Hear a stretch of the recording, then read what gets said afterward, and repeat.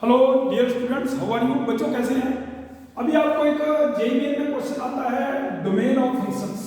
ठीक है, किसी भी फंक्शन का डोमेन आप कैसे निकालते हैं, क्योंकि हर बच्चे को पता है कि डोमेन और रेंज की वैल्यू जो होती है वो ऑल रियल नंबर होती है। इनमें आपका अंडरूट के अंदर नेगेटिव नहीं होना चाहिए, 1/0 नहीं होना चाहिए, 0/0 नहीं होना चाहिए, ∞/∞ नहीं होना चाहिए, ∞ नहीं होना चाहिए, ∞+∞ नहीं होना चाहिए, ∞। ये वाली टाइप्स नहीं आपकी होनी चाहिए। ठीक है, अदरवाइज आपका डोमेन और रेंज एग्जिस्ट नहीं करता है। ठीक है, तो सबसे पहली बात ये होती है बच्चों, हर बच्चे को पता है कि जो बेटा log x होता है ना, log ax, तो इसमें x is always greater than 0 होता है। log में x की वैल्यू कभी भी 0 नहीं होती है, और ये जो बेस होता है a, इसकी वैल्यू कभी भी 1 नहीं होती है, क्योंकि log 1 आपका 0 होता है। ठीक है, और log 0 आपका नॉट डिफाइंड होता है, और log ऑफ नेगेटिव आपका डज नॉट एग्जिस्ट होता है। ठीक है, इन चीजों का नॉर्मली आप लोगों को पता होना चाहिए। तो कभी भी कोई क्वेश्चन आपको आ जाता है लॉग का।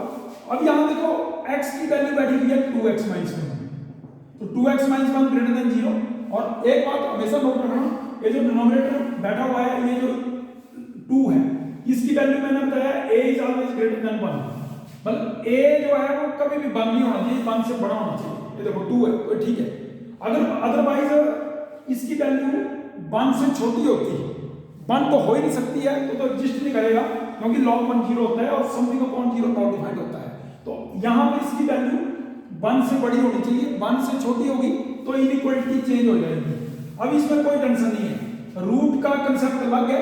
रूट जो है उसमें लगेगा log 2x - 1 greater than equal to 0, क्योंकि रूट के अंदर वैल्यू पॉजिटिव हो सकती है, 0 भी हो सकती है।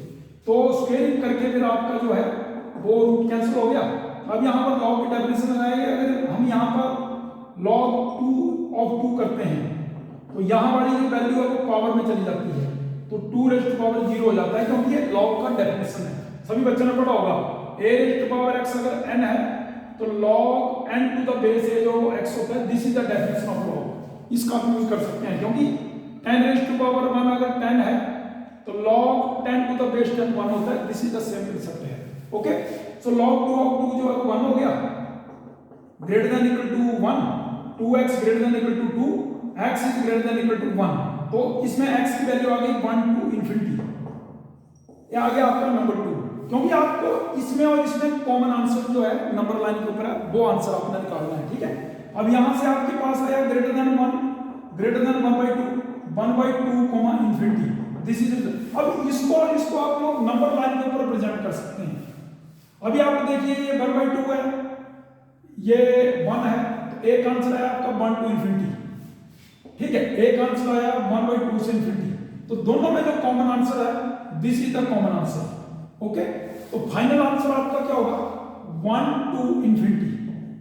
This is the domain of function. इसके बीच में कोई भी वैल्यू आप भरेंगे x की जगह, तो ये फंक्शन जो है सेटिस्फाई होगा। ओके बेटा, ऑल द बेस्ट।